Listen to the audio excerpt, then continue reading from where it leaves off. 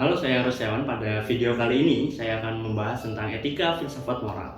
Tema yang utama yang saya pilih adalah etika kebajikan dalam interaksi sosial, dan nanti akan membahas etika-etika lainnya seperti etika deontologis dan etika utilitarianisme. Sebenarnya etika yang saya bahas memiliki perbedaan dengan tema utamanya, namun menurut saya ada hal yang menarik yang perlu dibahas untuk menghadapi situasi muka bumi saat ini yang kita hidup berbarengan dengan teknologi.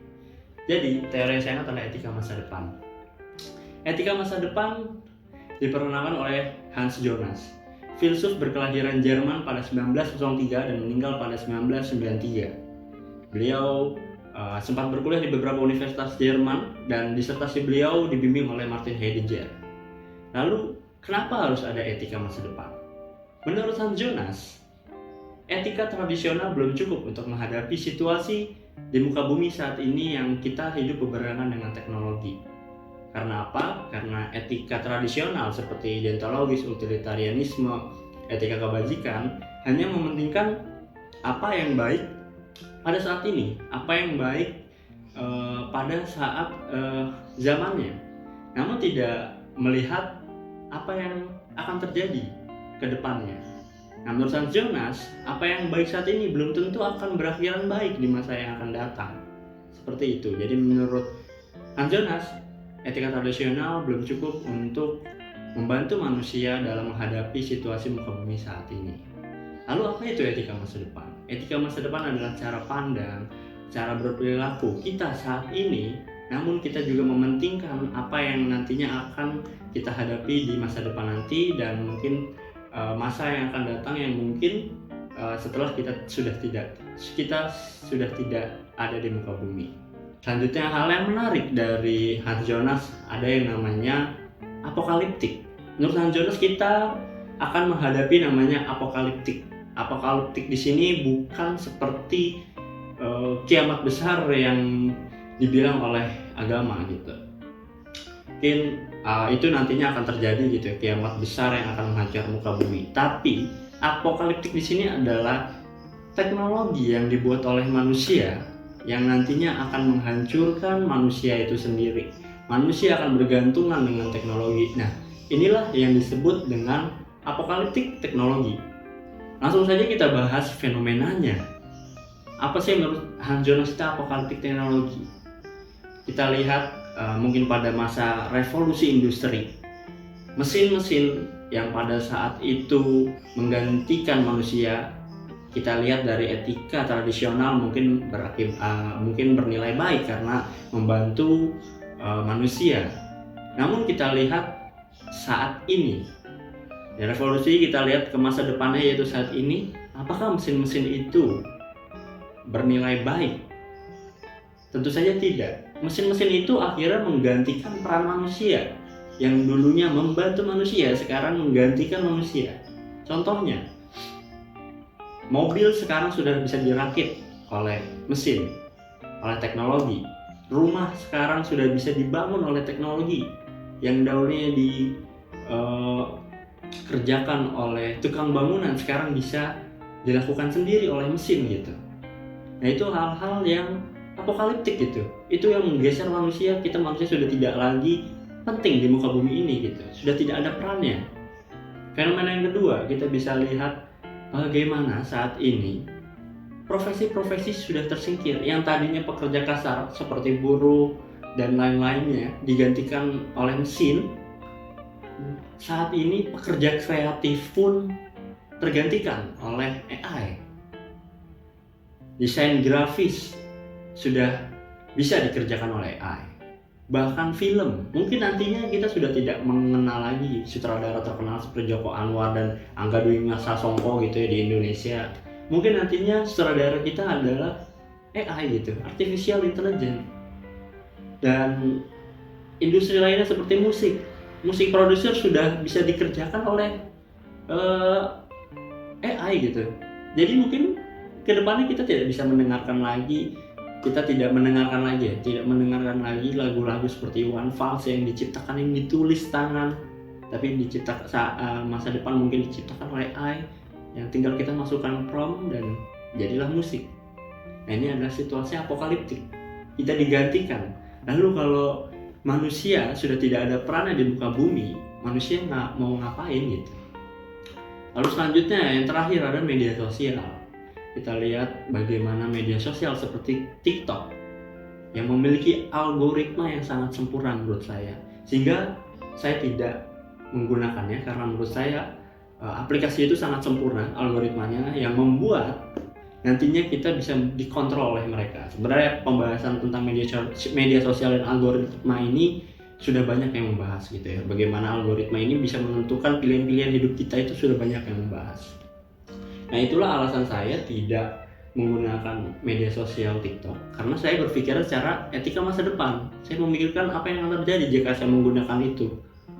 Dan ketika saya menggunakan itu, ini akan destruktif kepada diri saya, sehingga saya tidak akan menggunakan aplikasi itu. Nah, itulah contoh nyatanya bagaimana fenomena-fenomena apokaliptik yang akan kita hadapi ke depannya. Lalu ada hal yang menarik lagi dari pemikiran Hans Jonas, yaitu prioritaskan hal yang negatif. Jadi selama ini mungkin kita selalu disuruh untuk berpikiranlah yang positif, berpikiranlah yang hal-hal yang baik. Tapi menurut Hans Jonas itu kebalikannya. Kita harus berpikir secara negatif dari tindakan-tindakan kita. Misalnya, plastik, kantong plastik yang kita gunakan saat ini mungkin baik menurut etika tradisional. Baiknya di mana? Mungkin plastik ini baik ketika kita belanja. Itu membantu kita, membantu manusia untuk memudahkan kita untuk membawa barang. Itu hal yang baik dari etika tradisional. Tapi secara etika masa depan, kita pikirkan, apakah plastik yang kita gunakan selama ini akan berakibat baik atau buruk? Ya kan? Plastik yang kita gunakan, mungkin kita lihat secara 50 tahun ke depan kita gunakan terus-menerus oleh diri kita. Apakah plastik ini akan baik atau buruk? Jika dilakukan secara berjuta-juta orang di muka bumi ini, apakah plastik ini akan baik atau buruk? Tentu saja buruk. Dan itulah etika masa depan. Kita harus berpikiran secara negatif dahulu. Seperti itu. Lalu dalam etika masa depan, Hans Jonas mengatakan harus ada kewajiban dalam etika masa depan. Yang pertama adalah ketakutan. Kita mungkin secara moral kita disuruh selalu berani gitu, tapi Hans Jonas kebalikannya. Kita harus memiliki rasa takut, karena dengan rasa takut kita berhati-hati. Nah, biasanya ketika kita merasa takut, kita akan tahu akibat kedepannya seperti apa. Seperti yang saya contohkan sebelumnya tadi, ketika kita takut menggunakan plastik, kita berpikiran, kita takut apa yang akan plastik ini akibat dari plastik ini yang kita gunakan selama ini ke depannya. Itu kan rasa takut itu yang membuat kita sadar akan hal-hal yang terjadi di masa yang akan datang. Nah, menurut Hans Jonas kita perlu ada namanya rasa takut. Ada kewajiban dari masa depan adalah rasa takut itu. Lalu yang kedua, dari kewajiban etika masa depan adalah rasakan. Rasakan di sini. Bayangkan kita hidup di muka bumi ini, di mana air-airnya sudah tercemar, sungai-sungai sudah tercemar, air-air yang selama ini kita minum, kita gunakan untuk mandi sudah tidak ada lagi. Sudah tidak ada petani yang ingin menanam padi, ingin menanam tumbuhan, buah-buahan, karena musim sudah tidak bisa ditebak lagi gitu, karena akibat perubahan iklim. Dan maka dari itu kita rasakan apa yang akan terjadi suatu saat nanti 20 tahun, 40 tahun, 50 tahun lagi kita hidup di bumi yang seperti itu.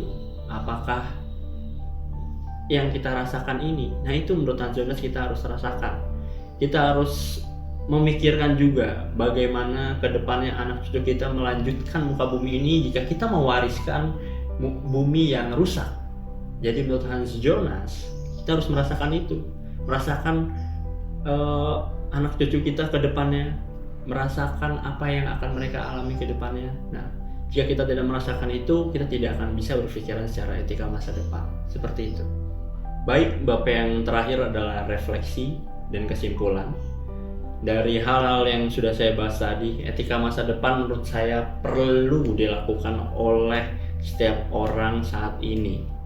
Karena berpikiran secara etika masa depan adalah suatu kebajikan menurut saya. Nah, dari itu orang-orang yang mungkin memiliki etika, memiliki empati dan moral seharusnya menjalankan etika masa depan. Karena mereka lah orang-orang yang memiliki tanggung jawab. Kecuali orang-orang yang memang egois dan tidak memiliki tanggung jawab, mungkin mereka tidak akan bisa berpikiran secara etika masa depan. Nah, itulah etika yang saya terapkan dalam kehidupan saya selama ini gitu. Karena menurut saya dari Hans Jonas juga, manusialah satu-satunya makhluk yang memiliki tanggung jawab atas keberlanjutan dunia kita saat ini. Karena apa? Karena manusia diberi oleh akal. Akal di sini yang menjadi dasar oleh pemikiran manusia. Apakah bumi ini akan kita lanjutkan atau bumi ini akan dirusak oleh manusia? Nah, itulah pilihan dan itulah tanggung jawab manusia di muka bumi ini menurut Hans Jonas. Mungkin sekian presentasi saya pada video kali ini. Terima kasih, mohon maaf jika ada yang kurang. Terima kasih dan sampai jumpa.